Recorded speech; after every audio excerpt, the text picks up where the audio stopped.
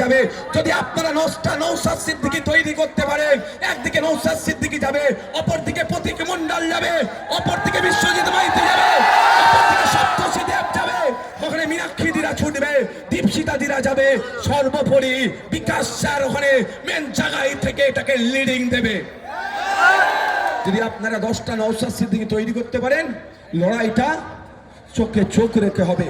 সমস্যা আমার তো যেতে ইচ্ছে করছে, কি অন্যায় তারা করেছিল, তাদের ভোটার ডিলিট হয়ে গেছে, শান্তিপূর্ণ অবস্থান বিক্ষোভ করছিল, সেখানে সেন্ট্রাল ফোর্সকে দিয়ে পুলিশকে লাগিয়ে নারী পুরুষ নির্বিশেষে টর্চার করে তাদেরকে সেখান থেকে, এবং শুধু তাই নয়, খবর পাচ্ছি ভিডিওর গাড়িতে একাধিক মানুষকে চাপা দিয়ে প্রাণে মেরে দিয়ে চলে যাওয়ার চেষ্টা হচ্ছিল।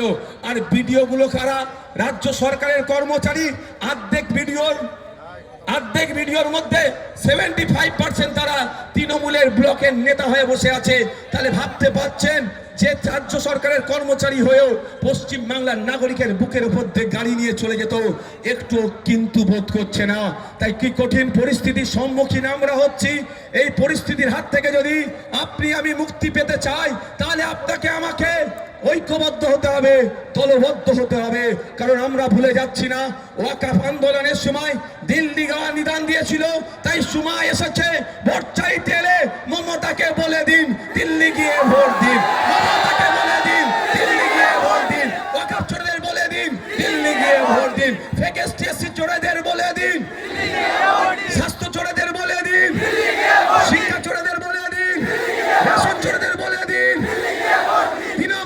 তৃণমূলকে বলে দিন, সম্প্রীতি বিনষ্টকারীদের বলে দিন, বিজেপিকে বলে দিন, তৃণমূলকে বলে দিন, তাকে দিল্লি পাঠাবো, দিল্লিতে গিয়ে ভোট চাবো। যখন আমার মাদ্রাসা, মসজিদ, ঈদগাহ, কবরস্থান হাতছাড়া হয়ে যাচ্ছে, আতঙ্কিত আছি, তখন আমার পাশে দাঁড়ানো তো দূরের কথা, দিল্লিতে গিয়ে ভোট চাওয়ার কথা বলেছিল।